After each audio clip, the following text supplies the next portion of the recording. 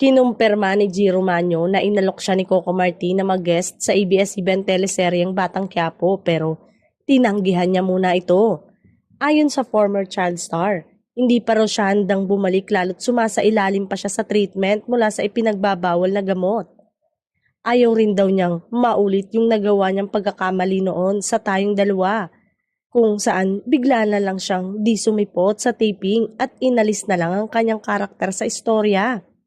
Kasunod ng pagkakatanggal sa kanya sa serye, binitawan din siya ng Star Magic bilang talent.